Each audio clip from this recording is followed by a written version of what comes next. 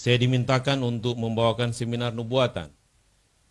Kita percaya kita sekarang hidup di akhir zaman dengan rangkaian nubuatan yang sedang digenapi secara bertubi-tubi. Satu nubuatan dan nubuatan yang lain sedang digenapi. Dan kita hidup di akhir zaman merupakan kesempatan yang indah dan berkat Tuhan bagi kita, di mana kita bisa menyaksikan bagaimana nubuatan-nubuatan di Alkitab ini sedang digenapi di hadapan mata kita. Saya akan membagikan 7 nubuatan dalam proses penggenapan. Kalau saya katakan dalam proses penggenapan, itu berarti sedang dalam penggenapan. Belum seluruhnya digenapi, sedang dalam proses penggenapan. Tujuan dari presentasi ini adalah untuk menguatkan iman kita bahwa walaupun kelihatannya ada keterlambatan nubuatan dalam Alkitab sebagaimana yang diyakini oleh gereja kita dan oleh nabiya yang kita percayai, Ellen G. White, tetapi nubuatan-nubuatan dalam Alkitab ini tidak gagal ataupun menjadi tidak relevan pada abad ini. Nubuatan-nubuatan ini sedang bergerak dengan tepat menuju penggenapannya.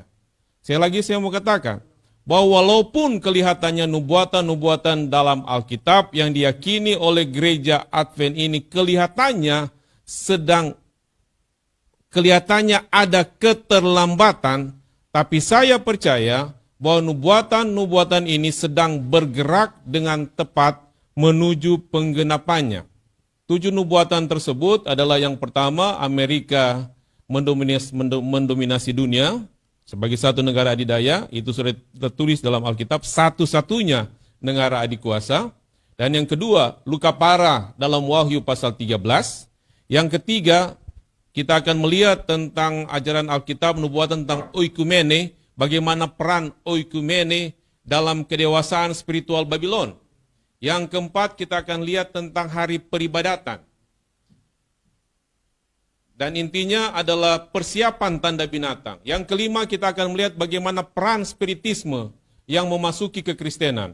Yang keenam, proses nubuatan yang sedang digenapi, yaitu Injil ke seluruh dunia. Dan yang ketujuh, penggonjangan di dalam gereja. Kita akan lihat satu persatu selama beberapa waktu ke depan. Yang pertama yang akan kita lihat adalah bagaimana negara Amerika Serikat akan mendominasi dunia. Dalam Wahyu 13 ayat 11, firman Tuhan mengatakan, "Dan aku melihat seekor binatang lain keluar dari dalam bumi, bertanduk 2 sama seperti anak domba, dan ia berbicara seperti seekor naga." Ini dalam Wahyu 13 ayat 11. Mari kita lihat untuk memahami Wahyu 13 ayat 11 ini. Aku melihat ini saat binatang, dalam Wahyu 13 ayat 11 ini berbicara tentang saat binatang dari laut, binatang yang keluar dari laut ini sedang luka parah. Kemudian, jadi konteksnya pada saat Yohanes di Pulau Patmos mengatakan, aku melihat, konteks dalam Wahyu 13 itu saat binatang yang keluar dari dalam laut ini sedang luka parah. Kemudian, disebut ada binatang yang lain. Binatang yang lain ini adalah binatang yang keluar dari darat, yang muncul dari daratan. Kemudian, tanduk. Tanduk ini adalah bentuk pemerintahan. Tanduk adalah bentuk pemerintahan. Kemudian, seperti anak domba. Yesus dalam Alkitab disebutkan anak domba. Pada saat Yohanes melihat Yesus, Yohanes mengatakan, lihatlah anak domba Allah yang menghapus dosa dunia. Yesus disebut sebagai anak domba. Tetapi binatang yang keluar dari dalam bumi atau dalam darat yang disebutkan dalam Wahyu 13 ayat 11 ini, dia seperti anak domba. Seperti anak domba. Artinya tidak menekan, tidak menganiaya. Kemudian, binatang yang keluar dari darat atau keluar dari bumi ini memiliki 2 tanduk. Artinya apa? Memiliki 2 tanduk ini berarti kebebasan sipil dan kebebasan beragama. Kebebasan sipil dan kebebasan beragama. Amerika Serikat akan berkuasa. Di tahun 1851, seorang pionir gereja Advent yang pertama, John Nevins Andrews, dia adalah orang pertama yang mengidentifikasikan binatang yang keluar dari bumi ini sebagai negara Amerika Serikat dalam buku Review and Herald 19 Mei 1851. Kemudian di tahun 1888, Ellen White mengatakan satu bangsa dan hanya satu-satunya yang memenuhi spesifikasi nubuatan ini tanpa diragukan, lambang itu menunjuk kepada Amerika Serikat. Jadi binatang yang keluar dari dalam bumi ini dalam Wahyu 13 ayat 11 ini dipercayai oleh gereja Advent adalah merujuk kepada negara Amerika Serikat. Ingat, dari tahun 1851, dan di tahun 1888 dikukuhkan oleh Ellen White, kita sudah percaya bahwa negara Amerika Serikat akan menjadi satu-satunya negara adidaya di dunia. Kemudian, saya coba buka Google, kemudian saya mau coba lihat siapa negara adidaya ini. Waktu saya buka Google dan menulis negara adidaya, disebutkan seperti ini. Saat ini hanya Amerika Serikat yang memenuhi kriteria untuk dianggap sebagai negara adikuasa. Sekalipun di posisi kedua ada Tiongkok. Dulunya ada Uni Soviet, Rusia. Tapi sekarang di bagian kedua ada Tiongkok. Dikatakan Tiongkok sudah mulai mencoba untuk menyaingi negara Amerika Serikat. Di majalah Time, bulan Mei, tanggal 28, tahun 2015, ditulis oleh Ian Bremmer. Dia menyebutkan 5 alasan ini mengapa Amerika Serikat merupakan satu-satunya negara adidaya di dunia. Yang pertama disebutkan dari sisi ekonomi, unggul dari sisi ekonomi. Yang kedua, unggul dari sisi militer. Yang ketiga, unggul dari sisi pengaruh politik. Kemudian yang keempat, disebutkan unggul dari sisi inovasi. Kemudian yang kelima, dia menyebutkan unggul dari segi budaya ataupun pola hidup. Ini yang dia sebutkan. Walaupun disebutkan bahwa kelihatannya dari penulis-penulis populer disebutkan kelihatannya Cina akan menyaingi Amerika Serikat. Dan ada penulis-penulis populer yang mengatakan sepertinya setelah COVID ini Cina akan melewati Amerika Serikat. Sepertinya, tapi saya percaya itu tidak akan terjadi. Saya coba membaca lagi dalam BBC Indonesia Detik News, Rabu 11 November 2020. Di sana disebutkan karena Amerika Serikat sekarang baru ada ganti presiden, artinya baru ada pemilihan dan terpilih Joe Biden menjadi presiden. Saya melihat bagaimana tanggapan dunia tentang kemenangan ini. Ini yang dituliskan. Kemenangan Joe Biden menjadi tantangan lain bagi sistem Cina. Kita mungkin beranggapan Beijing akan senang karena Donald Trump tak akan berkuasa lagi. Sebagai pengkritik keras Cina, Trump melancarkan perang dagang dengan Cina, memberlakukan banyak sanksi sebagai bentuk hukuman dan menyalahkan Cina atas pandemi virus corona. Namun, beberapa analisa mengatakan kepemimpinan Cina sekarang mungkin diam-diam merasa kecewa.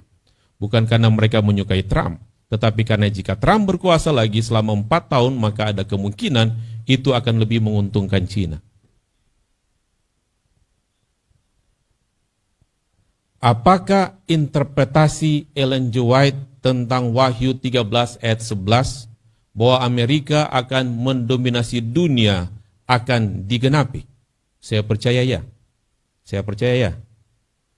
Walaupun nubuatan belum seluruhnya, kita belum melihat seluruhnya digenapi. Kenapa? Karena the prophecy was not finished yet. Nubuatan ini belum selesai secara keseluruhan. Saya percaya negara Amerika Serikat tetap akan menjadi satu-satunya negara adidaya yang akan menggenapi apa yang ditulis dalam Wahyu pasal 13. Kemudian disebutkan dalam Wahyu 13 ayat 11, dia akan berbicara seperti seekor naga. Dalam Wahyu 13 ayat 12. Dan seluruh kuasa binatang yang pertama itu dijalankan di depan matanya. Ia menyebabkan seluruh bumi dan semua penghuninya menyembah binatang pertama yang luka parahnya telah sembuh. Ayat 14. Ia menyesatkan mereka yang diam di bumi dengan tanda-tanda yang telah diberikan kepadanya untuk dilakukan di depan mata binatang itu. Dan ia menyuruh mereka yang diam di bumi supaya mereka mendirikan patung untuk menghormati binatang yang luka oleh pedang, namun yang tetap hidup. Ayat 16. Dan ia menyebabkan sehingga kepada semua orang, kecil atau besar, kaya atau miskin, merdeka atau hamba, diberi tanda pada tangan kanannya atau pada dahinya. Ayat 17. Dan tidak seorang pun yang dapat membeli atau menjual selain daripada mereka yang memakai tanda itu, yaitu nama binatang itu atau bilangan namanya. Saya ingin kita melihat beberapa hal. Disebutkan dia berbicara seperti seekor naga. Itu berarti sangat kuat dan menakutkan. Alkitab tidak menyebutkan naga, tapi menyebutkan terjemahan bebasnya binatang yang menakutkan. Tapi penerjemah Alkitab menyebutkan naga, karena naga adalah binatang yang menakutkan. Berbicara seperti seekor naga, menurut Wahyu 13 ayat 11-17, bisa berarti ini, mengikuti perilaku binatang yang keluar dari dalam laut, dalam Wahyu 13 ayat 1-8, membuat patung kepada binatang itu dan melakukan otoritas yang sama, yaitu menganiaya. Yang kedua, menolak prinsip dasar Amerika Serikat. Dan saya tulis poin yang ketiga. Kelihatannya kita masih menunggu penggenapan lengkap dari nubuatan ini. Kita masih menunggu. Kemudian kita lihat dimensi militer berbicara seperti seorang naga yang dilakukan oleh Amerika Serikat. Dari sisi militer, dia bisa mengadakan agresi militer kemana saja. Kemana saja dia mau, dia akan masuk dengan agresi militernya. Kemudian yang kedua, dengan alasan teroris, dia sanggup mencari pribadi seperti Saddam Hussein dan Osama bin Laden. Walaupun masuk ke negara lain, dia sanggup melakukan itu. Itu dimensi militer, dia berbicara seperti seekor naga. Kemudian bagaimana dengan dimensi politik, berbicara seperti seekor naga, dimensi politik. Dari buku yang ditulis, saya mau katakan materi ini sebagian besar saya dapat dari kelas pada saat saya sabbatical leave di Amerika Serikat, kemudian duduk di kelas yang diajar oleh dosen Jerry Moon, dia memberikan beberapa materi dan saya ambil materi-materi ini. Dan disebutkan ini, dimensi politik berbicara seperti seekor naga. Yang pertama, dia membatasi kebebasan sipil sebagai tindakan untuk mencegah terorisme. Sejak tahun 2003, pemerintah Amerika Serikat menjalankan Student Entry Verification Information System, mendata mahasiswa internasional di 70.000 sekolah. ID nasional diputuskan tahun 2005 mulai berlaku 2008, dibuat untuk menangkap pendatang ilegal di Amerika Serikat. Itu yang namanya dimensi politik, dia bicara seperti seekor naga. Kemudian bagaimana dengan dimensi hukum? Dia mengesampingkan hal sipil, bagaimana caranya? Pemahaman tidak bersalah sampai terbukti bersalah dirubah menjadi sikap tidak toleran terhadap yang dicurigai bersalah. Jadi walau masih dicurigai bersalah, so boleh ditindaki. Walau masih dicurigai bersalah. Kemudian, bagaimana dengan dimensi agama? Berbicara seperti seekor naga. Wahyu 13 ayat 11-17. Hamba Tuhan Ellen White mengatakan dalam buku Nasihat bagi Sidang, jilid 5 451, ditulis tahun 1885. Di bawah pengaruh 3 serangkai, negara kita akan menolak setiap asas konstitusi sebagai sebuah negara Protestan dan pemerintahan republik. Ini bahasa Inggrisnya. Kemudian, dimensi agama berbicara seperti naga. Ini erosi amandemen pertama Amerika Serikat, Clausah. Pemisahan antara gereja dan negara semakin banyak yang menolak saat ini. Kemudian Clausah bebas melaksanakan mulai hilang, khususnya pada saat darurat. Saudara bisa baca dalam dua buku ini. Kemudian, luka parah. Jadi nubuatan yang pertama, Amerika Serikat akan mendominasi dunia, akan menjadi negara, tetap akan menjadi negara adidaya, superpower. Dan yang kedua, luka parah dalam Wahyu 13 benar-benar akan sembuh. Benar-benar akan sembuh. Jadi luka parah dalam Wahyu 13 benar-benar akan sembuh. Wahyu 13 ayat 1-3. Lalu aku melihat seekor binatang keluar dari dalam laut bertanduk 10 dan berkepala 7. Dan naga itu memberikan kepadanya kekuatannya dan tahtanya dan kekuasaan yang besar. Maka tampaklah kepadaku satu dari kepala-kepalanya seperti kena luka yang membahayakan hidupnya. Tetapi luka yang membahayakan hidupnya itu sembuh. Seluruh dunia heran lalu mengikuti binatang itu. Mari kita lihat. Mari kita lihat. Tahun 1798, setelah revolusi Prancis, Jenderal Berthier menangkap Papius VI. Ini sejarah. Karena sejarah saya suka baca, ini sejarah. Tahun 1798, setelah revolusi Prancis, Jenderal Berthier menangkap Papius VI dan membawanya ke pembuangan di Prancis. Dia meninggal di sana 1 tahun kemudian. Politikus berspekulasi bahwa kepausan telah berakhir. Sebagai satu kuasa politik sudah habis. Tetapi peneliti Alkitab dari gereja Protestan, termasuk gereja Advent, memahami ini sebagai luka parah yang dinubuatkan dalam Wahyu 13 ayat 3. Dan luka parah ini disebutkan akan sembuh. Luka parah ini akan sembuh. Ayat yang sama yang berbicara tentang luka yang mematikan juga berbicara tentang mujizat kesembuhan.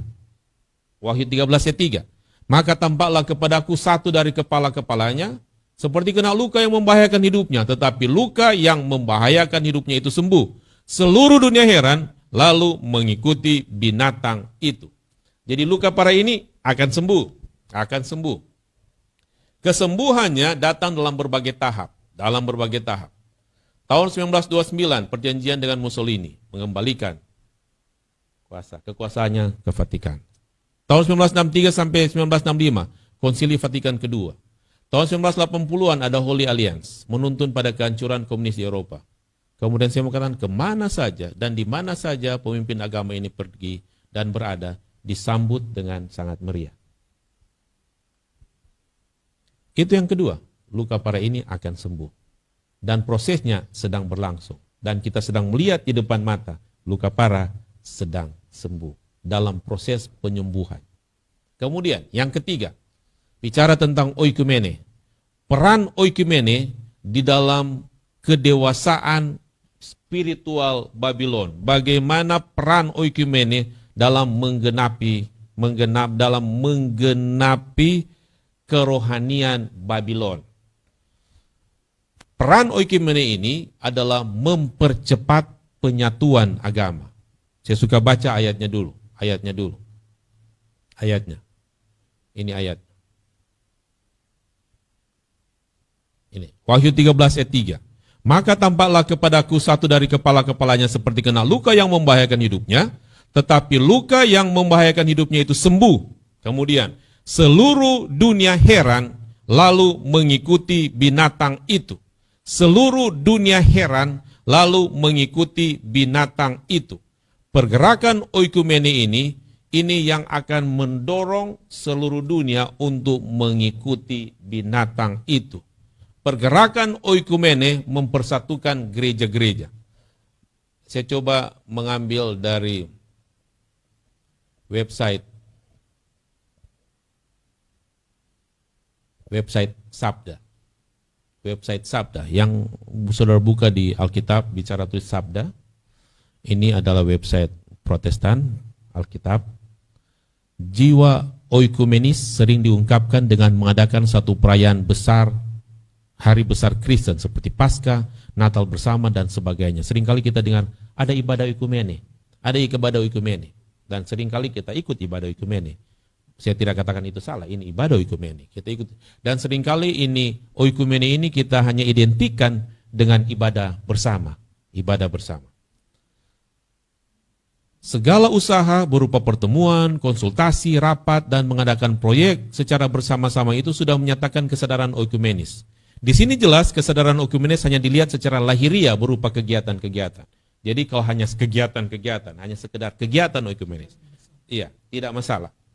Selanjutnya, saya suka baca yang saya buat yang lebih tebal di bagian tengah. Agak panjang, saya ambil yang bagian tengah. Saya bikin agak bold di tengah.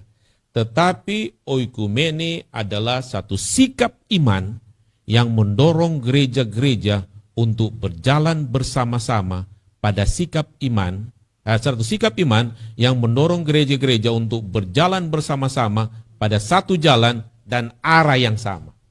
Satu jalan dan arah yang sama. Artinya mereka akan mempersatukan doktrin dan doktrin-doktrin yang sama dan akan bersatu melalui doktrin-doktrin yang sama. Saya ambil dari website dari World Council of Churches, Dewan Gereja-Gereja Sedunia. Apakah yang dimaksud dengan Dewan Gereja-Gereja Sedunia? Dewan Gereja-Gereja Sedunia adalah persekutuan gereja-gereja yang mengaku Tuhan Yesus Kristus sebagai Allah dan Juru Selamat menurut Alkitab, dan itulah sebabnya berusaha untuk memenuhi panggilan mereka untuk kemuliaan satu Allah, Bapa, Anak, dan Roh Kudus. Dewan Gereja-Gereja Sedunia adalah komunitas gereja-gereja untuk tercapainya kesatuan nyata dalam satu iman, kesatuan nyata dalam satu iman, dan satu persekutuan ekaristi dinyatakan dalam penyembahan dan kehidupan bersama di dalam Kristus. Gerakan ini mencoba mencapai tujuan kesatuan ini sebagaimana yang Yesus doakan bagi para pengikutnya agar dunia menjadi percaya. Pada saat oikumene mulai mempersatukan iman, mempersatukan doktrin, hati-hati. Hati-hati. Karena pergerakan oikumene akan menyatukan gereja-gereja dengan doktrin yang sama untuk bersatu, menyokong binatang. Di Wahyu pasal 13. Dalam The Great Controversy halaman 445.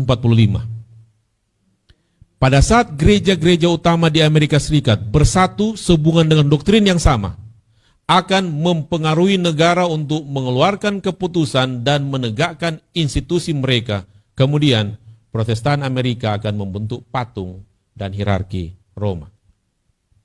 Bukti-bukti kedewasaan spiritual Babylon. Bukti-bukti. Sekarang, pada bawah reformasi Martin Luther telah berlalu. Dulu gereja Protestan disebut Protestan karena Martin Luther memprotes. Tapi sekarang ada banyak bukti-bukti bahwa mengatakan bahwa gereja Protestan, Evangelical dan Katolik sudah jalan sama-sama. Contohnya, Evangelical and Catholic together, Gift of Salvation, Joint of Declaration of the Doctrine of Justification. Ini beberapa buku yang saya berikan. Bagaimana hubungan gereja Advent dengan oikumene? Seringkali kita mendengar saudara-saudara kita yang dalam gereja mulai mengkritik organisasi. Mereka katakan orang Advent sudah sama-sama dengan itu. Tapi gereja kita sebenarnya gereja kita pada artikel 27 Juni 1885 memiliki posisi sehubungan dengan gerakan oikumene. The General Conference Executive Committee has never voted an official statement regarding the Seventh-day Adventist relationship to the ecumenical movement as such. Jadi gereja Advent tidak pernah mengambil keputusan sah keanggotaan kita dengan gerakan oikumene. Dengan kata lain, kita tidak pernah menjadi bagian dari gerakan oikumene. Selanjutnya, yang keempat, meninggikan sabat palsu. Artinya persiapan tanda binatang. Di Alkitab disebutkan ada dua hal, meterai Allah dan tanda binatang. Kita akan melihat bahwa saat ini proses meninggikan sabat palsu ini sedang berjalan dan sedang menuju kegenapannya. Wahyu 13 ayat 14-17. Tanda binatang akan melibatkan pemaksaan sipil terhadap pemeliharaan sabat palsu. Poin pertama, belum seorang pun yang telah menerima tanda binatang. Jangan katakan, oh dia sudah terima tanda binatang, dia sudah terima tanda binatang. Tidak. Karena sekarang semua masih ada proses pertobatan. Jangan bilang dia sudah terima tanda binatang. Tidak ada. Yang kedua, tetapi langkah awal meninggikan pemeliharaan sabat palsu sedang berjalan. Itu manuskrip 51, 1898. Tanda binatang diberikan dalam hal, pertama di dahi, artinya penyesuaian didasarkan pada kepercayaan, itulah sebabnya di dahi, di pikiran, dan tangan, itu merujuk kepada perilaku atau tindakan. Ini beberapa dokumen yang saya coba kumpulkan, mungkin saya tidak perlu baca, ada poin-poin utama bagaimana sabat palsu ini sedang ditinggikan pada saat ini. Saya lewati saja.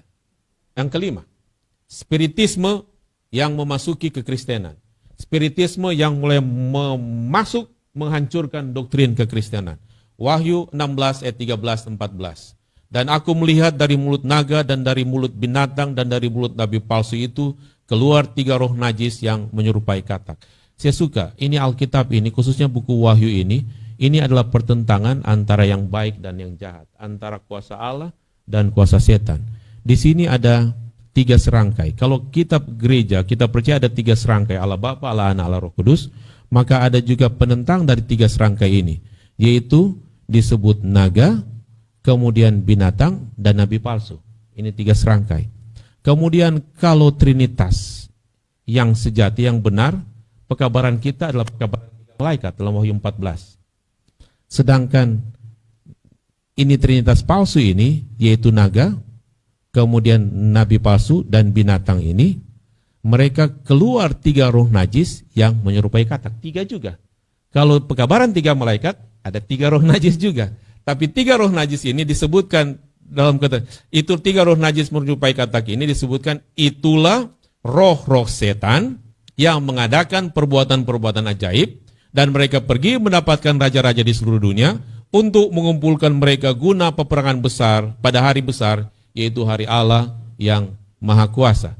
Jadi ada pertentangan di dalam buku Wahyu, dan pada akhirnya kita tahu Allah lah yang akan menang. Itu ditulis dalam buku Wahyu. Kemudian anggota jemaat mengasihi apa yang dikasihi oleh dunia dan siap sedia bergabung dengan setan berketetapan. Setan berketetapan untuk mempersatukan mereka dalam satu badan, yaitu dalam barisan spiritisme. Jadi saya juga katakan 3 roh najis ini adalah gerakan spiritisme.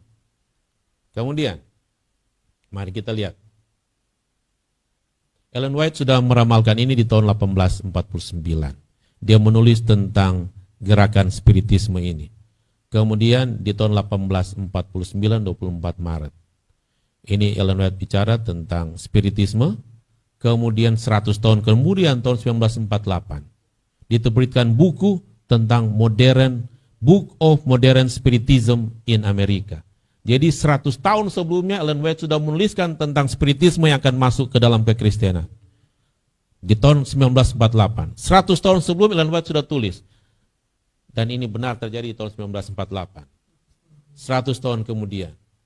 Alkitab tidak mengatakan bahwa orang yang sudah mati ini bisa hidup. Karena Alkitab mengatakan ini adalah dusta setan. Pengkhotbah 9 ayat 5 mengatakan orang mati tidak tahu apa-apa. 1 Samuel 28 ayat 19 ini adalah roh. Roh ini dapat menipu. Setan dapat muncul seperti malaikat terang. Dan saat ini kita melihat bagaimana spiritisme memasuki kekristenan. Hampir di setiap saat kita mendengar orang memberikan kesaksian pengalaman hampir mati yang selalu dipromosikan. Saya sudah hampir mati, saya diangkat saya melihat bagaimana tubuh saya sudah mati, kemudian memberikan kesaksian. Kemudian yang kedua ada penampakan orang yang sudah meninggal. Orang yang sudah meninggal disebutkan, tadi malam saya bertemu dengan opa saya yang baru meninggal, dan ini pesan dia kepada saya. Kita tidak percaya. Kemudian Halloween saat ini, hari libur yang komersial, sehingga ada sebuah surat kabar yang menyebutkan sebagai berikut, apakah setan sedang menyaingi Yesus? Kenapa? Karena Halloween Natal nomor 1. Nomor 2 sekarang Halloween. Jadi apakah setan sedang menyaingi Yesus? Karena sekarang Halloween ini sangat populer kepada anak muda. Anak muda sekarang sedang populer dengan Halloween. Oh, ini Halloween. Nah, mereka akan menggunakan berbagai macam kostum yang menunjukkan bahwa mereka percaya kepada spiritisme. Kemudian buku-buku Harry Potter, sihir yang dibalut dengan permen bagi anak-anak. Dan saya bisa sebutkan lagi hampir semua film-film yang muncul sekarang, film-film terbaru yang muncul, dibalut sedemikian rupa dengan ajaran spiritisme. Kemudian, spiritisme meniru kekristenan. Saya baca, saya lihat, saya tekankan yang saya pakai merah di kalimat terakhir. Pekerjaan spiritisme ini akan diterima sebagai penyataan kuasa ilahi. Jadi pekerjaan spiritisme akan dianggap sebagai pernyataan kuasa ilahi. Luar biasa. Kemudian, yang keenam, ada 7, sekarang yang keenam. Yang keenam, Matius 24 ayat 14. Dan Injil kerajaan ini akan diberitakan di seluruh dunia, menjadi kesaksian bagi semua bangsa, sesudah itu barulah tiba kesudahannya. Saudara-saudara, kita hidup di dunia, kita katakan world without boundaries. So, tidak ada batas-batas. Tidak ada batas-batas lagi. Kita bicara sekarang, internet terbuka. Sekarang secara online, secara virtual, kita bisa membagikan Injil kebenaran kepada siapa saja, di mana saja mereka berada. Itulah sebabnya Injil kerajaan ini akan diberitakan ke seluruh dunia. Kemudian, Ellen White mengatakan dalam Review and Herald 18 Juni 1901, Kristus datang, tidak akan berlambatan, pekabaran akan disampaikan kepada segala bangsa, bahasa, dan suku bangsa. Injil diberitakan ke seluruh dunia. Dan kita percaya, dan saat ini kita sedang memberitakan Injil ke seluruh dunia. Kesaksian-kesaksian tadi yang dibawakan, kita melihat bagaimana pekerjaan Tuhan sedang bekerja. Banyak orang yang menerima kebenaran, Injil sedang diberitakan seluruh dunia. Dan banyak orang yang sedang bertobat menerima Injil. Kemudian, yang terakhir, yang ketujuh, penggoncangan di dalam gereja. Penggoncangan di dalam gereja. Ayatnya, Ibrani 12 ayat 26 sampai 27. Waktu itu suaranya menggoncangkan bumi, tetapi sekarang ia memberikan janji. Satu kali lagi aku akan menggoncangkan bukan hanya bumi saja, melainkan langit juga. Ungkapan satu kali lagi menunjuk kepada perubahan pada apa yang dapat digoncangkan. Karena ia dijadikan supaya tinggal tetap apa yang tidak tergoncangkan. Akan ada penggoncangan, tetapi yang tidak tergoncangkan akan tinggal tetap. Penggoncangan dalam gereja. Seorang bekas anggota gereja. Ini ditulis dalam buku Adventist in Conflict. Seorang bekas anggota gereja kembali lagi setelah kurang lebih 10 tahun tidak masuk gereja. Ditanyakan apa yang salah dengan gereja. Semua orang Advent dulu memiliki kepercayaan yang sama. Sekarang kelihatannya ada begitu banyak kepercayaan dalam gereja. Sehingga dia murtad. Kemudian, jawabannya adalah, sebenarnya jawaban yang benar adalah, kita sedang dalam masa penggoncangan. Di waktu di mana semua yang dapat digoncangkan akan digoncangkan. Dan ini sudah ditulis oleh Ellen G. White dalam The Faith I Live By, halaman 336. Jadi kalaupun ada orang yang meninggalkan gereja, adapun ada orang yang kembali, ada yang meninggalkan gereja karena berbagai masalah, jawabannya adalah kita sedang dalam masa penggoncangan. Kemudian, penipuan setan yang terakhir dalam gereja. Setan secara terus-menerus menuntun orang menyimpang dari kebenaran. Tipuan terakhir setan adalah membuat nasihat roh Allah tidak bermanfaat. Nasihat roh Allah, kalau saya bicara nasihat roh Allah ini adalah tulisan roh nubuat. Di mana tidak ada penglihatan bangsa binasa, Amsal 29 ayat 18. Setan akan bekerja dengan cara yang luar biasa, dalam cara yang berbeda dan melalui agen-agen yang berbeda untuk menggoyahkan keyakinan umat Allah terhadap nasihat yang benar. Kemudian, sebuah kebencian berasal dari setan. Akan timbul kebencian terhadap nasihat. Dan ini bicara nasihat roh nubuat yang berasal dari setan. Pekerjaan setan adalah untuk menggoyahkan iman jemaat terhadap nasihat roh nubuat. Untuk alasan ini setan tidak akan memiliki cara yang jelas untuk menipu apabila amaran dan nasihat teguran dari roh Allah didengarkan. Kalau kita dengarkan teguran Allah melalui roh nubuat, kita tidak akan goyah. Tapi kalau kita tidak mendengarkan itu, kita akan goyah. Kemudian, penggoncangan di jemaat, musuh yang paling sengit adalah mantan saudara seiman. Apabila topan mendekat, satu golongan besar orang yang mengaku percaya kepada pekabaran malaikat ketiga, tetapi yang belum disucikan oleh penurutan kepada kebenaran, meninggalkan kedudukan mereka dan bergabung dengan barisan penentang.